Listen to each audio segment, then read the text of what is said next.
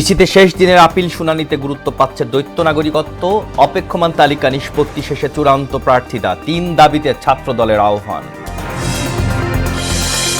মানবতাবিরোধী অপরাধের মামলায় কাদের সহ ৭ জনের অভিযোগ গঠন শুনানি, তাপস নানক সহ ২৪ জনের বিরুদ্ধে গ্রেফতারি পরোয়ানা জারি।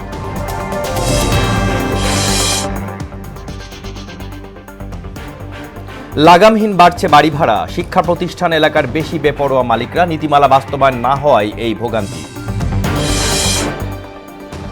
এবং ইরানে হাজারো বিক্ষোভকারী হত্যার কথা স্বীকার করলেন খামেনি, দায় যুক্তরাষ্ট্র ও ট্রাম্পের। ইউরোপের ৮ দেশে শুল্ক আরোপের হুমকি।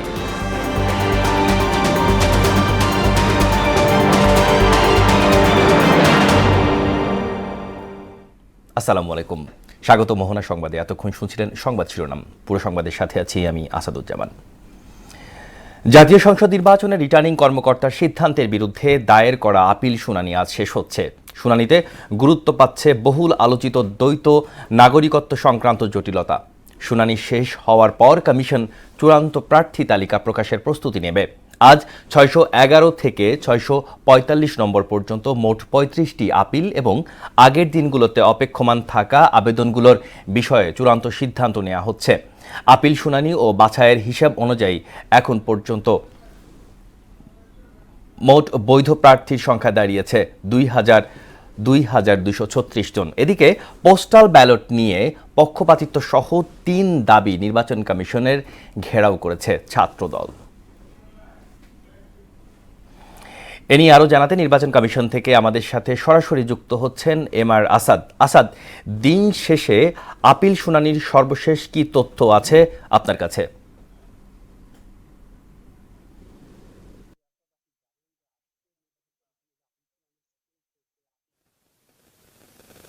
এবং কমিশনে যে আপিল শুনানি চলছে সেই আপিল শুনানির আজকে শেষ দিন এবং সকাল 10টা থেকে যে শুনানি শুরু হয়েছে, আজকে মোট 50টি শুনানি হওয়ার কথা। এর মধ্যে 35টি শিডিউলে রয়েছে এবং 15টি রয়েছে যেগুলো আসলে আগের পেন্ডিং ছিল, সেখানের মধ্যে থেকে আসলে মোট 50টি আসলে শুনানি হবে। তো এর মধ্যে এখন পর্যন্ত 15টি শুনানি হয়েছে এবং 15টি শুনানির মধ্যে আজকে আমরা বেশিরভাগ দেখতে পাচ্ছি যে প্রার্থিতা যেটি রিটার্নিং কর্মকর্তা বৈধতা দিয়েছেন সেই বৈধতাকে চ্যালেঞ্জ করে যে আপিলগুলো সেগুলোরই মূলত শুনানি হচ্ছে এবং সেখানে এখন পর্যন্ত 5টি আপিলের মধ্যে যে আপিলগুলো হয়েছে এর মধ্যে 5 জনের আবেদনই আসলে নামঞ্জুর হয়েছে। এর মধ্যে এই নামঞ্জুরের মাধ্যমে 4 জন নিজের প্রার্থিতা ফেরত পেয়েছেন।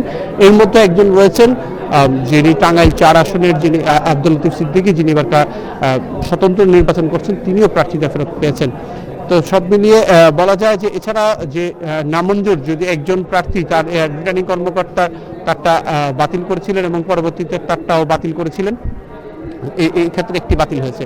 এই ছাড়া যদি বলি যে এই পর্যন্ত মোট 15টি শুনানির মধ্যে প্রার্থিতা বহালের বিষয়টি সবচেয়ে সংখ্যায় বেশি, 5 জন তার প্রার্থিতা ফেরত পেয়েছেন। এছাড়া যদি বলা যায় যে বিকেলবেলায় কিন্তু বেশ কয়েকটি হেভি ওয়েট প্রার্থীর শুনানি পেন্ডিং অবস্থায় রয়েছে। যেমন সকাল থেকেই কিন্তু 4টি পেন্ডিংয়ে রয়েছে, 4টির মধ্যে 3টির বিকেলে শুনানি হওয়ার কথা রয়েছে এবং একজন এখন পর্যন্ত অনুপস্থিত রয়েছে এবং সেটিও বিকেলবেলা শুনানি হবে। এছাড়া যদি একটু জানিয়ে রাখি যে নির্বাচন কমিশনের বাইরে, নির্বাচন ভবনের বাইরেই ছাত্রদলের একটি ঘেরাও কর্মসূচি চলছে। তারা আসলে বিভিন্ন দাবি দাওয়া নিয়ে সেখানে বসেছেন। এর মধ্যে একটি রয়েছে যে পোস্টাল ব্যালটে পক্ষপাতিত্বের অভিযোগ তারা করছেন। এছাড়া তারা যে বিষয়টি বলছেন যে শাহজালাল বিজ্ঞান প্রযুক্তি বিশ্ববিদ্যালয়ের যে ছাত্র সংসদের যে নির্বাচন সেটি তারা আসলে বলছেন যে নির্বাচনের পরেই যেন হয়, কারণ আপনি জানেন যে নির্বাচন কমিশনের থেকে সেখানে নির্বাচনের বিষয় আসলে যে স্থগিতাদেশ ছিল সেটিকে আসলে সরিয়ে ফেলা হয়েছে এবং সেখানে নির্বাচন অনুমতি নির্বাচন কমিশন দিয়েছে। তো সেটিকে নিয়েই আসলে ছাত্রদল বাইরে একটি ঘেরাও কর্মসূচি করছে। তো বিকেল 1টার পর থেকে 2টা পর্যন্ত একটি বিরতি চলবে এবং 2টার পর থেকে আবার শুনানি হবে এবং আজকে নির্বাচন কমিশনে বেশ কয়েকজন প্রার্থীতা আসলে দোদুল্যমান অবস্থায় আছে এবং সেটির যেটি চূড়ান্ত ফলাফল সেটি কিন্তু আজকে আমরা জানতে পারবো। আসাদ, শেষ হওয়ার পর কমিশন চূড়ান্ত প্রার্থী তালিকা প্রকাশের প্রস্তুতি নেবে। আসাদ, আপনাকে ধন্যবাদ। নির্বাচন কমিশন থেকে আমাদের সাথে যুক্ত ছিলেন এমআর আসাদ। জুলাই গণ অভ্যুত্থানে মানবতাবিরোধী অপরাধের মামলায় আজ আওয়ামী লীগের সাধারণ সম্পাদক ওবায়দুল কাদের সহ 7 জনের বিরুদ্ধে অভিযোগ গঠনের শুনানি হয়। শুনানি করেন আন্তর্জাতিক অপরাধ ট্রাইব্যুনাল 2 এর বিচারিক আদালত। এই মামলায় ওবায়দুল কাদের ছাড়া অন্য আসামিরা হলেন বাহাউদ্দিন নাসিম, মোহাম্মদ অলি, আরাফাত শেখ, শেখ ফজলে শামস পরশ ও মাইনুল হোসেন খান নিখিল। তবে আসামিরা সবাই পলাতক। এছাড়া জুলাই আগস্ট গণহত্যায় অভিযোগের শেখ ফজলে নূর তাপস ও জাহাঙ্গীর কবিরের নানক সহ ২৮ জনের বিরুদ্ধে মোহাম্মদপুর থানায় মামলার অভিযোগ আমলে নিয়ে ২৪ জনের বিরুদ্ধে গ্রেপ্তারি পরোয়ানা জারি করা হয়েছে। তাদেরকে ২৯ জানুয়ারির মধ্যে আদালতে হাজির করার নির্দেশ দেওয়া হয়েছে। এছাড়াও আশুলিয়ায় মরদেহ পোড়ানোর মামলায় যুক্তিতর্ক উপস্থাপন হওয়ার কথা রয়েছে। শহীদেরা যারা রক্ত দিয়েছিলেন তাদের রক্তের ফলে পরবর্তী সময়ে অর্জিত আজকের এই বাংলাদেশ। আমাদের অঙ্গীকার ছিল জুলাই অভ্যুত্থানের সময় যারা হত্যাকাণ্ড চালিয়েছে, যারা রাজপথে সরাসরি হত্যাকাণ্ডের সংগঠনে ভূমিকা পালন করেছে, পেছনের যারা পরিকল্পনাকারী, নির্দেশদাতা এবং যারা মাস্টারমাইন্ড ছিলেন, কমান্ড রেসপন্সিবিলিটিতে ছিলেন, তাদের প্রত্যেককে আমরা বিচারের মুখোমুখি করব। তিলোত্তমা ঢাকায় বসবাসকারী মধ্যবিত্তের জীবনে এক অদৃশ্য চাপ বাসা ভাড়া। আয় বাড়ুক বা নাই বাড়ুক, প্রতি বছর বাড়ছে বাসা ভাড়া। আর তা যদি হয় কোনো স্কুল কলেজ বা শিক্ষা প্রতিষ্ঠানের কাছে, তাহলে তো কোনো কথাই নেই। বাসা ভাড়া পাওয়া যেন সোনার হরিণ খুঁজে পাওয়ার মতো। নীতিমালা বাস্তবায়ন না হওয়ায় ভাড়াটিয়ার চেয়ে বাড়ির মালিকদের সুবিধা বেশি বলে জানান সুপ্রিম কোর্টের আইনজীবী। বিস্তারিত মফিউর রহমানের রিপোর্টে। বর্তমান আমেরিকার চেয়েও বেশি পুরনো, ৪০০ বছরেরও বেশি বয়সী এই ঢাকা মহানগরী। কালের বিবর্তনে বুড়িগঙ্গা পাড়ের ঢাকা যেমন আয়তনে বেড়েছে, তেমনি বেড়েছে উপরের দিকেও। জীবিকার সন্ধানে মানুষ শ বছর ধরে সারা দেশ থেকে এসে ভিড় করে এই তিলোত্তমা নগরীতে। কলকারখানার পাশাপাশি গড়ে ওঠে স্কুল, কলেজ, শিক্ষা প্রতিষ্ঠান। সেই ধারা এখনো থেমে নেই। প্রায় ৩.৫ কোটি মানুষের এ নগরে রয়েছে নামি দামি বিভিন্ন শিক্ষা প্রতিষ্ঠান। তার আশপাশে বাসা ভাড়ার বিষয়ে খোঁজ নিয়ে জানা যায় এখানে বাসা ভাড়া তুলনামূলক বেশি। এ নিয়ে ভোগান্তিতে রয়েছেন সাধারণ ভাড়াটিয়ারা। আমরা যেখানে আছি এখানে বাসা ভাড়া আশেপাশে বাজার এবং স্কুল থাকার কারণে বেশি বলে মনে হয় অন্যান্য অঞ্চলের চেয়ে। স্কুলের কারণে হয়তোবা বাসা ভাড়াটা এখানে তুলনামূলকভাবে একটু বেশি। যেহেতু স্কুল আছে বা বাড়িওয়ালা তারা তো একটু সুযোগ সুবিধা নেবেই, কারণ তো এখানে তো ছেলে মেয়েদের পড়তেই হবে। বাড়ি ভাড়া বাড়ানো নিয়ে মাঝে মধ্যে বিতণ্ডা বেঁধে যায় ভাড়াটিয়া বাড়িওয়ালার মাঝে, যেমনটা বেঁধে গেছে এই প্রতিবেদন করার সময়।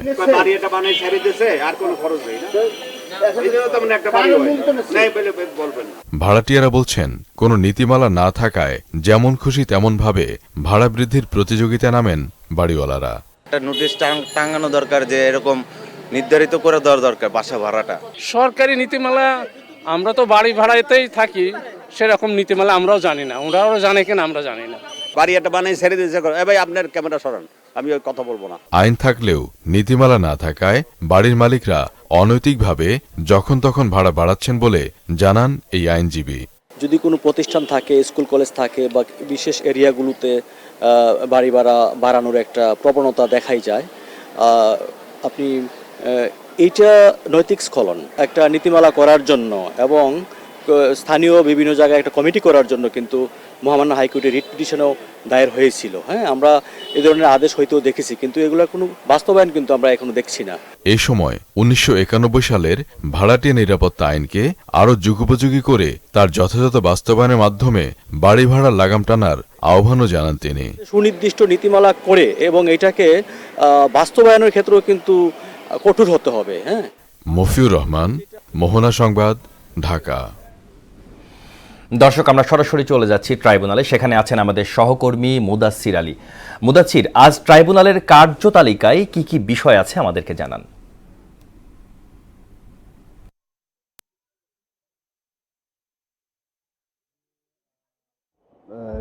আজকের যে ট্রাইব্যুনালে মোহাম্মদপুরে যে হত্যাযজ্ঞ হয়েছে, সে হত্যাযজ্ঞের ২৮ জনকে আসামি করা হয়েছে এবং ২৮ জনের মধ্যে ৪ জন গ্রেপ্তার হয়েছে এবং বাকি ২৪ জন কিন্তু পলাতক রয়েছেন। এর মধ্যে ২৪ জনের মধ্যে কিন্তু ২ জন আসামির নাম বিশেষভাবে উল্লেখ রয়েছেন। এরা হচ্ছেন সে সময়কার মোহাম্মদপুরের জাহাঙ্গীর কবির নানক এবং ঢাকা দক্ষিণ সিটির মেয়র ব্যারিস্টার শেখ ফজলুর তাপস। যেটি বলা হয়েছে যে চিফ প্রসিকিউটর যেটি আমাদেরকে জানিয়েছেন যে 2024 সালে আন্দোলন চলাকালে 18-19 জুলাইতে কিন্তু রাজধানীর বিভিন্ন জায়গায় ব্যাপকভাবে আন্দোলনকারীদের দমনপীড়ন করা হয় এবং ধরপাকড় করা হয়, এবং এর অন্যতম হটস্পট ছিল কিন্তু রাজধানীর মোহাম্মদপুর এলাকা। এবং এই মোহাম্মদপুর এলাকাতে কিন্তু ফারহান ফায়াজ, মাহমুদুর রহমান সৈকত, রাজু আহমেদ, মাহি, রোকন এরা কিন্তু শহীদ হয়েছেন, এবং এই শহীদ হওয়ার বিষয়টি কিন্তু এই মামলায় বিশেষভাবে প্রাধান্য পেয়েছে। তো যে বিষয়টি বলা হয়েছে, আমাদেরকে চিফ প্রসিকিউটর যেটি জানিয়েছেন সেটি হচ্ছে যে ব্যারিস্টার শেখ ফজলুর তাপস কিন্তু বিশেষভাবে শেখ হাসিনাকে পরামর্শ দিতেন যে মোহাম্মদপুর এলাকাতে আন্দোলনকারীদের দমাতে হলে কি কি করতে হবে, বিশেষ করে স্পেশাল ফোর্স এবং আগ্নেয়াস্ত্র ব্যবহারের জন্য শেখ হাসিনাকে কাছ থেকে বিভিন্নভাবে পরামর্শ নিতেন এবং পরামর্শ দিতেন, এবং সেখানকার অবস্থা কিন্তু তিনি শেখ হাসিনার কাছে তুলে ধরতেন, এমনটা চিফ প্রসিকিউটর যেমনটা জানিয়েছেন। আর যে বিষয়টি হচ্ছে যে জাহাঙ্গীর কবির নানকের বিষয়টি যেটি বলা হয়েছে সেটি হচ্ছে জাহাঙ্গীর কবির নানক নিজেই তার একটা বিশেষ ক্যাডার বাহিনী ছিল, এবং তার ক্যাডার বাহিনীকে সে এই আন্দোলনকারীদের দমাতে বিভিন্নভাবে সে নির্দেশ দিত, এবং পুলিশ সহ অন্যান্য বাহিনী যারা ছিল সে সময়কার সাথে ক্যাডার বাহিনীও কিন্তু যোগ হয়ে ব্যাপকভাবে আন্দোলনকারীদের দমন করে এবং হত্যা করে, যার ফুটেজ এবং যার প্রমাণও কিন্তু তাদের কাছে আছে বলা হয়েছে। এবং আরেকটি বিষয় যেটি না বললেই নয় সেটি হচ্ছে যে এই বিচার কার্য সম্পাদনের জন্য কিন্তু তারা গণমাধ্যমের তথ্য চিত্র জব্দ করেছে, এবং যে বিষয়টি হচ্ছে যে এই 24 জন পলাতক যে রয়েছে তাদেরকে গ্রেপ্তারি পরোয়ানা জারি করে আগামী 29 জানুয়ারির মধ্যে আদালতে হাজির করার নির্দেশ দিয়েছেন ট্রাইব্যুনাল 1। তো এই ট্রাইব্যুনাল থেকে এখন পর্যন্ত পাওয়া এই ছিল আমার কাছে তথ্য। মুদাসসির, আপনাকে ধন্যবাদ। জাতীয় নির্বাচনের ভোটাধিকার প্রয়োগে মুখিয়ে আছে দেশের মানুষ। এ নিয়ে আরও জানাতে গাজীপুরের কালিয়াকোট থেকে যুক্ত হচ্ছেন সহকর্মী আলহাজ হোসেন। আলহাজ, কালিয়াকোটের কেমন দেখছেন আপনি নির্বাচনের পরিবেশ?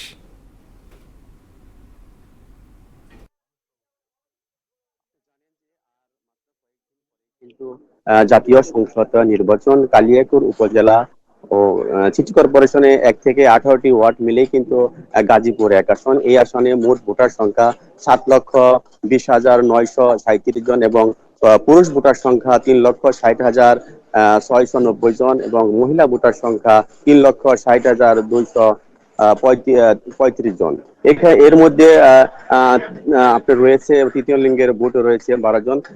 সব মিলিয়ে কিন্তু গাজীপুর 1 আসনে কিন্তু নির্বাচনের যে একটা আমেজ কিন্তু দেখা যাচ্ছে। আমি যদি একজন সাংবাদিকের কাছে জানতে চাই আসলে গাজীপুর 1 আসনে কেমন দেখতেছে নির্বাচনের যে হালচালটা। আসলে গাজীপুরে ভোটারদের ভিতরে এক ধরনের উদ্দীপনা কাজ করছে যে এবারই হয়তো বা নির্বাচনে তাদের নিজেদের যে ভোট তারা নিজেরাই সেটা প্রদান করতে পারবে। আর সাংবাদিক হিসেবে যদি বলতে হয় তাহলে গাজীপুরের যে জরিপ সেটার দিক থেকে রাজধানীর খুব কাছেরই একটি জেলা, এবং তার পাশাপাশি কিন্তু আশেপাশের যে জেলাগুলো আছে তাদের সাথে কিন্তু কোরিলেটেড, এবং এখানকার যে ট্রান্সপোর্টের যে রুটটা সেই রুটটা কিন্তু আসলে অবৈধ অনেক কিছু ক্যারির জন্য আসলে খুব সেফ একটা জোন বলা যায়। তো সেই দিক থেকে গাজীপুরে গত 3 মাসে কিন্তু প্রচুর পরিমাণে অবৈধ অস্ত্র কিন্তু উদ্ধার করেছে পুলিশ। তো সেদিক থেকে আসলে সাংবাদিক হিসেবে বলতেই হয় যে আসলে এবার নির্বাচনটাকে কেন্দ্র করে একটা ভয়ও কাজ করছে, হয়তো বা কোনো একটা কিছু সংঘাত হতে পারে, আইন শৃঙ্খলার কিছুটা অবনতি হতে পারে। সেই দিক থেকে আইন শৃঙ্খলা বাহিনী যদি আরো বেশি কঠোর হয় এবং এই যে অবৈধ অস্ত্র উদ্ধারের যে অভিযানগুলো এই অভিযানগুলো যদি এখন আরেকটু তৎপরতার সাথে করা যেত। আপনি জানেন যে আর মাত্র কয়েকদিন পরে কিন্তু এই সংসদ নির্বাচন, আগামী 22 জানুয়ারির পর থেকে কিন্তু প্রচারণা শুরু হয়ে যাবে, প্রার্থীদের প্রচারণা শুরু হয়ে যাবে, এবং যার ফলে কিন্তু প্রার্থীরা ভোটাররা ভোট চাবেন। এই ছিল গাজীপুরের কালিয়াকৈর থেকে গাজীপুর 1 আসনের নির্বাচনের সর্বশেষ খবর। আলহাজ, আপনাকে ধন্যবাদ। গাজীপুরের কালিয়াকোট থেকে আমাদেরকে নির্বাচনের খবর জানাচ্ছিলেন আলহাজ। নির্বাচনের আরও খবর জানাতে ঢাকা থেকে যুক্ত হচ্ছেন সহকর্মী মফিউর রহমান। মফিউর, ঢাকায় কেমন দেখছেন নির্বাচনের আমেজ?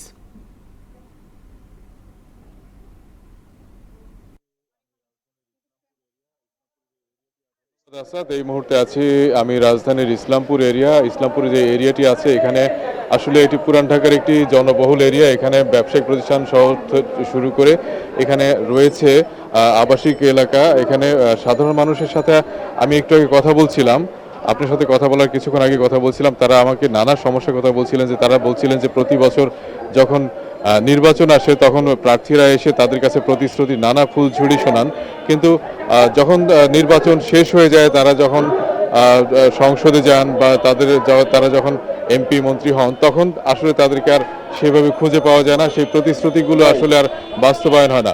আমরা এখন এখানে আছে, আমার সাথে কিছু এই এলাকার কিছু স্থানীয় মানুষ আছে, আমরা তাদের সাথে একটু কথা বলে জানতে চাই যে এই এলাকায় আসলে আপনারা প্রত্যেক বছর নির্বাচন আসলেই তো প্রার্থীরা এসে আপনাদের নানা প্রতিশ্রুতি দেন, এবং এখন আপনাদের কি কি সমস্যা রয়েছে, তারা কি কি প্রতিশ্রুতির কথা বলছে?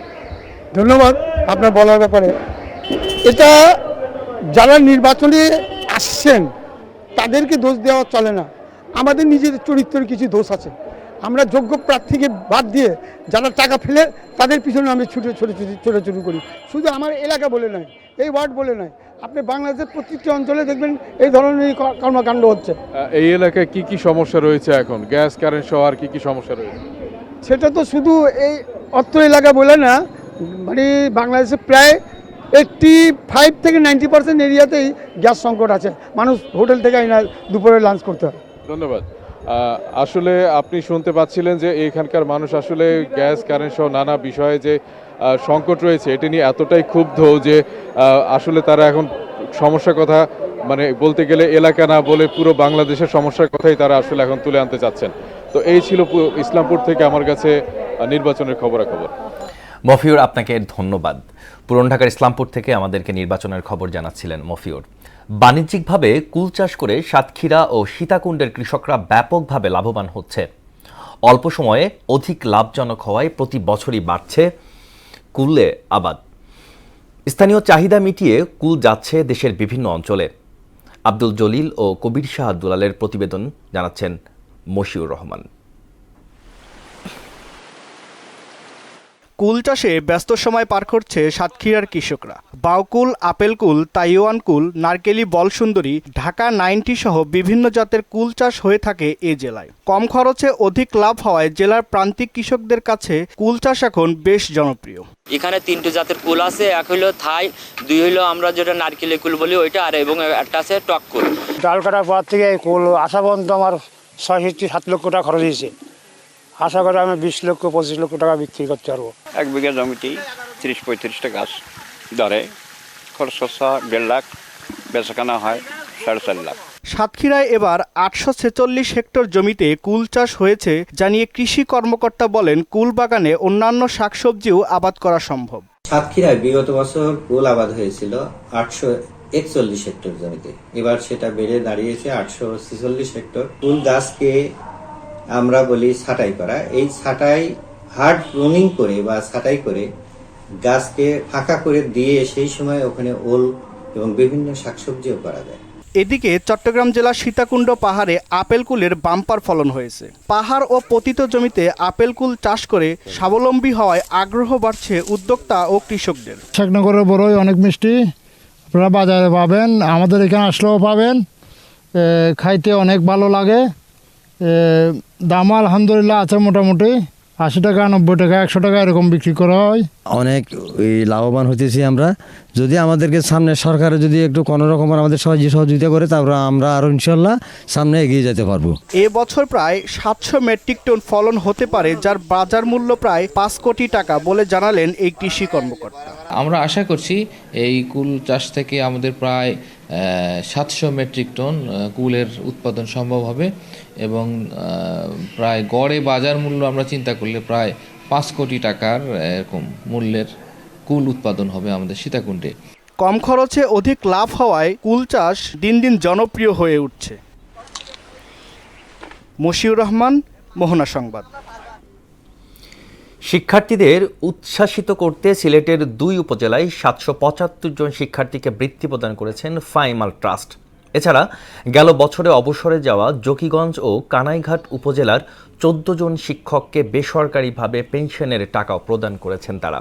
সিলেটের জকিগঞ্জ কানাইঘাট উপজেলার প্রাথমিক ও মাধ্যমিক ৩৪২টি স্কুলের এসব শিক্ষার্থী এবং অবসরে যাওয়া শিক্ষকদের বৃত্তি ও অবসর ভাতা তুলে দেন ট্রাস্টের প্রতিষ্ঠাতা বিপিএল সিলেট টিমের উপদেষ্টা ফাইমাল চৌধুরী।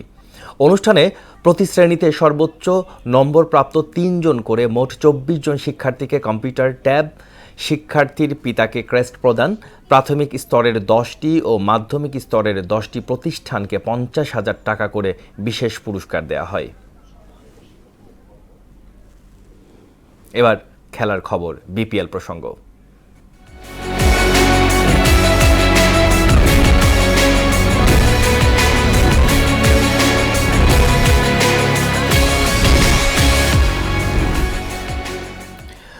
আজ বিপিএল দিনের প্রথম ম্যাচে মিরপুরের শেরে বাংলা জাতীয় স্টেডিয়ামে মুখোমুখি হচ্ছে শক্তিশালী রংপুর রাইডার্স ও তলানিতে থাকা নোয়াখালী এক্সপ্রেস। 9 ম্যাচে 5 জয় 10 পয়েন্ট নিয়ে টেবিলের চতুর্থ স্থানে রংপুর। অপরদিকে সমান ম্যাচে মাত্র 2 জয় নিয়ে টেবিলের তলানিতে নোয়াখালী এক্সপ্রেস। দিনের দ্বিতীয় ম্যাচে সন্ধ্যে 6টায় মুখোমুখি হবে পয়েন্ট টেবিলের দ্বিতীয় স্থানে থাকা চট্টগ্রাম রয়্যালস ও পঞ্চম স্থানে থাকা ঢাকা ক্যাপিটালস। 9 ম্যাচে 6 জয়ে 12 পয়েন্ট নিয়ে লিগে দারুণ ছন্দে আছে চট্টগ্রাম। অন্যদিকে 9 ম্যাচে মাত্র 2 জয়ে পয়েন্ট টেবিলের পঞ্চমে ঢাকা। শেষ করব মোহনা সংবাদ। যাবার আগে সংবাদ শিরোনামগুলো জানিয়ে দিচ্ছি আরও একবার।